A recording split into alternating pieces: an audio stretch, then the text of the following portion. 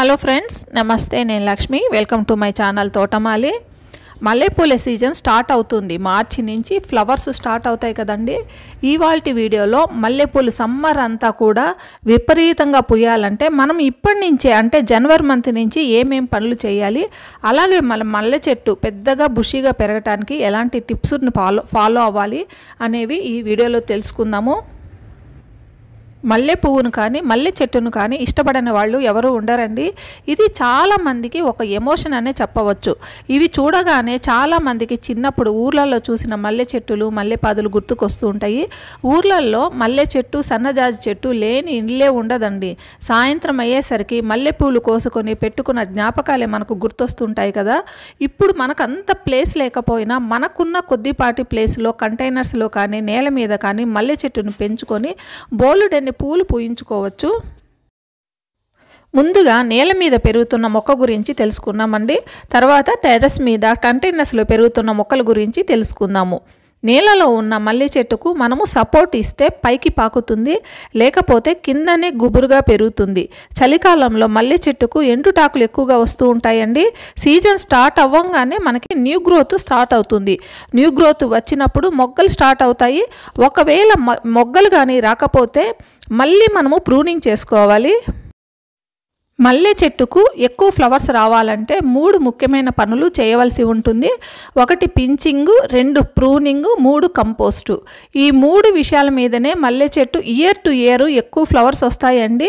Pinching విషయానికి వస్తే మల్లె చెట్టు 1 సంవత్సరం నుంచి ఇంకో సంవత్సరం రాగానే పెద్దదవుతూ ఉంటుంది కదా.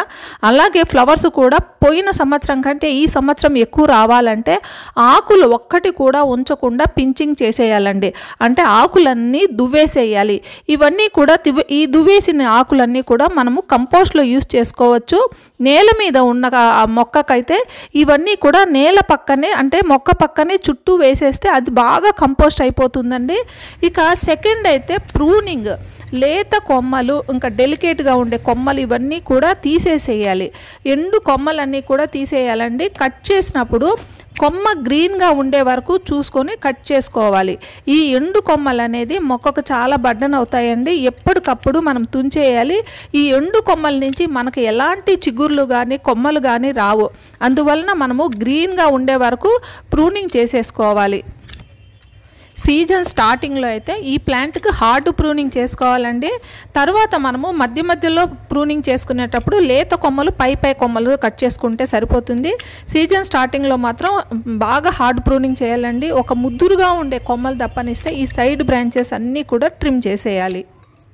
మొత్తం మొక్కనంతా కూడా ట్రిమ్ చేసుకున్న తర్వాత చుట్టూ ఉన్న మట్టిలో ఏదైనా మనకి కలుపు మొక్కలు ఏమన్నా ఉంటే తీసేసేయాలండి. తర్వాత ఈ మట్టినంతా కూడా ఒకసారి గుల్ల చేసుకోవాలి. 1 ఇయర్ అయిపోయింటుంది కదండి. ఒకసారి మనం ఈ మొక్కల్ని ఇవన్నీ చేసుకొని మనకు సీజన్ స్టార్ట్ అయ్యే ముందే ఈ మట్టినంతా గుల్లగా చేసుకుంటే బాగా వేర్లకి చివరి వరకు ఆక్సిజన్ బాగా సప్లై అవుతుందండి. మనం ఇప్పుడు ఒకసారి ఏదైనా కంపోస్ట్ కూడా ఇవ్వాలండి. ఆవు పేడ కానీ ఏదైనా పశువుల ఎరువు కానీ కంపోస్ట్ కానీ లేదా కిచెన్ కంపోస్ట్ కానీ ఏదైనా ఒక్కసారి ఇచ్చేసుకొని వాటర్ ఇచ్చేసుకుంటే సరిపోతుందండి. నేను బూడిద కూడా యాడ్ చేస్తున్నానండి. యాష్ ఇందులో ఫాస్ఫరస్, పొటాషియము ఇంకా కార్బన్ కూడా ఎక్కువగా ఉంటుంది. ఇది కూడా నేను మట్టిలో అంటే ఇప్పుడు ఆవు పేడతో పాటు ఇది కూడా కలిపేసుకొని ఈ 2 ఫర్టిలైజర్స్ కలిపి ఇస్తానండి. మొక్క బలం కోసము ఇవన్నీ కూడా మనము మొదటిసారి అయితే తప్పనిసరిగా ఇవ్వాలండి. తర్వాత మొక్క ఎదిగిన తర్వాత ఫ్లవరింగ్ స్టార్ట్ అయిన తర్వాత మొగ్గలు ఆ స్టేజ్లో మనము ఏదైనా లిక్విడ్ ఫర్టిలైజర్స్ ప్రతి 15 రోజులకు ఒకసారి ఇస్తే సరిపోతుంది. ఇది మనము సీజన్ స్టార్టింగ్లో ఇవి 2 ఇచ్చేసుకొని మట్టిని ఇంకా కప్పేసుకొనేసి వాటరింగ్ ఇచ్చేస్తే సరిపోతుందండి. ఈ విధంగా నేల మీద ఉన్న మొక్కలకు ఈ విధంగా చేసుకున్న తర్వాత ఇక టెర్రస్ మీద మిద్దె తోటల్లో పాట్స్లో కానీ గ్రో బ్యాగ్స్లో కానీ లేదా ఏదైనా డ్రమ్స్లో కానీ పెంచుకుంటూ ఉంటాము. ఇలాంటి మొక్కల నుంచి మనం ఎక్కువ ఫ్లవర్స్ తీసుకోవాలంటే కొన్ని టిప్స్ని మనం ఫాలో అవ్వాలండి. మా మల్లె చెట్టుకి గ్రోత్ రావడం లేదు, ఫ్లవర్స్ రావడం లేదు అనే వాళ్ళందరూ కూడా ఈ టిప్స్ను కానీ ఫాలో అయితే ఇయర్ అంతా కూడా త్రూ అవుట్ ది సీజన్ అంతా కూడా ఎక్కువ ఫ్లవర్స్ వస్తూ ఉంటాయి. ముందుగా మొక్కను మనము అంటే మల్లె మొక్కను ఫుల్ సన్లైట్ తగిలే చోటలోనే పెంచుకోవాలండి. ఎక్కడైతే 6 to 8 అవర్స్ మనకి సన్లైట్ తగులుతుందే అక్కడే మనకి మొక్కను ఉంచితే ఎక్కువ ఫ్లవరింగ్ బాగా వస్తుంది. అసలు మల్లె పువ్వులు అనేదే సమ్మర్లో వస్తాయి కదండి. దాన్ని బట్టి మనకు అర్థమయ్యేది ఏంటంటే ఈ మొక్క ఎండను ఎక్కువగా ఇష్టపడుతుందని. ఇక రీపాటింగ్ విషయానికి వస్తే మొక్కను మనము కంటైనర్లో పెంచుకున్నట్లయితే కనీసం 2-3 ఇయర్స్కి ఒకసారైనా మనము రీపాటింగ్ చేసుకోవాలండి. లేదా 1-2 ఇయర్స్ ప్లాంట్ అయితే మొత్తం ఆకు చుట్టూ మొత్తం ఆకులన్నీ కూడా తీసేసి లేత కొమ్మలన్నీ తీసేసి తర్వాత పైన ఉన్న ఒక 2 లేయర్ల వరకు మట్టినంతా తీసేసుకొని కొత్త సాయిల్ మిక్స్ యాడ్ చేసామనుకుంటే కూడా సరిపోతుంది. ఇక సాయిల్ మిక్స్ విషయానికి వస్తే నార్మల్ సాయిల్ మిక్సే సరిపోతుంది. అంటే 30% గార్డెన్ సాయిల్, 30% ఏదైనా పశువుల ఎరువు అండి. ఇంకా 30% ఏంటంటే మనం ఏదైనా కోకోపీట్ కానీ ఇసుక కానీ లేదా రైస్ హస్క్ కానీ ఇది 30% తీసుకోవాలి. ఇంకా 10% మనం ఏదైనా మన వేపపిండి ఉంటుంది కదని అది యాడ్ చేసుకుంటే మొత్తం సరిపోతుందండి. Normal universal soil mix. ఒక 2 లేయర్లు మట్టిని తీసేసి ఈ విధంగా కలుపుకున్న మట్టిని యాడ్ చేసేసుకొని మళ్ళీ మట్టిని కవర్ చేసేసుకోవాలి. ఇలా చేసుకున్న తర్వాత ఆకులన్నీ తీసేయాలండి. మొక్కకు మొదటిగా మనం చేయాల్సిన పని ప్రూనింగ్. ఎండిపోయిన కొమ్మలు, లేత ఆకులు ఇవన్నీ కూడా ప్రూన్ చేసేసుకోవాలి. మల్లె చెట్టు అనగానే తీగలాగా కొమ్మలన్నీ వస్తాయి కదా, అలా వచ్చిన కొమ్మలన్నీ చక్కగా ప్రూన్ చేసేయాలి. ఎంత ప్రూన్ చేసుకుంటే అన్ని కొమ్మలు అన్ని చిగుర్లు వచ్చి మళ్ళీ పూలు వస్తాయి. ఇలా చిన్న చిన్నగా ఉన్న కొమ్మలు, ఎండిపోయిన కొమ్మలన్నీ తీసేయాలండి. ఏమీ ప్రాబ్లం లేదు. మళ్ళీ 10-15 డేస్లో కూడా మళ్ళీ చిగుర్లు కొత్త కొమ్మలు వస్తాయి. నేను మీకు ఒక రిజల్ట్ కూడా చూపిస్తానండి. 10 డేస్ బ్యాక్ ఒక కంటైనర్ను నాకు వేరే వాళ్ళు ఇచ్చారు. బాగా పెరగడం లేదు, పూలు పోయటం లేదని నన్ను పెంచుకోమని ఇచ్చారండి. మొత్తం ఆకులన్నీ తీసేసి కొమ్మలు కట్ చేసి మట్టినంతా కూడా తీసేసి రీపాటింగ్ చేసుకున్నాను. ఇప్పుడు చూడండి ఈ మొక్క ఎంత కొత్త చిగుర్లతో ఎంత చక్కగా వచ్చిందో. ఇలా వచ్చిన తర్వాత ఈ టిప్స్ అన్నీ కట్ చేసుకుంటే ఫ్లవరింగ్ సీజన్ ఇంకా స్టార్ట్ అవ్వలేదు కాబట్టి మనం ఈ టిప్స్ అన్నీ కూడా కట్ చేసుకోవాలండి. సైడ్ బ్రాంచెస్ బాగా వచ్చి మార్చి ఏప్రిల్ వరకు బాగా బుషిగా తయారవుతుంది. ఇంకా కంటైనర్స్లో కూడా మట్టినంతా లూజ్ చేసుకోవాలండి. లూజ్ చేసుకున్న తర్వాత మొక్కకి బలం కోసం ఫర్టిలైజర్స్ ఇవ్వాలి. మనం దాదాపు 1 ఇయర్ అయిపోయి ఉంటుంది కదండి ఈ కంటైనర్స్లో మొక్కలకి ఫర్టిలైజర్స్ ఇచ్చి.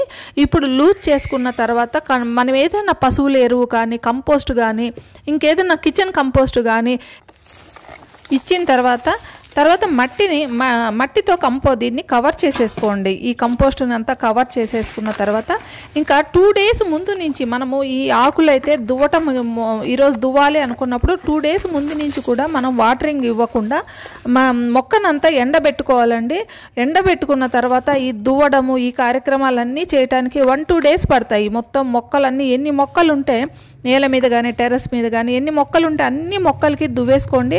అంటే 2-3 రోజుల గ్యాప్తో మనము దువ్వేసుకోవాలండి. మనకి లేకపోతే ఫ్లవర్స్ అన్నీ ఒకేసారి విచ్చుకునేస్తాయి. అలా కాకుండా కంటిన్యూస్గా ఫ్లవర్స్ కావాలనుకుంటే మాత్రం ఒక 2 రోజులకి 3 రోజులకి ఒకసారి అట్లా ఒక్కొక్క కంటైనర్స్లో మనం ఇవి దువ్వుకుంటూ ఉన్నామనుకోండి, మనకి ఫ్లవర్స్ ఒక కంటైనర్లో కంప్లీట్ అవ్వగానే ఇంకో కంటైనర్లో ఫ్లవర్స్ వస్తూ ఉంటాయి. ఈ విధంగా ఒక సిస్టమేటిక్గా ఒక లెక్క ప్రకారం చేసుకుంటే మనకి ఎప్పుడూ ఫ్లవర్స్ ఉంటాయండి ఈ సీజన్ అంతా. ఇలా చేసుకున్న తర్వాత మొత్తం వాటర్ ఇచ్చేసుకోవాలి. కంటైనర్కి 2 డేస్ 3 డేస్ నుంచి మనం వాటర్ ఇవ్వలేదు కదండి.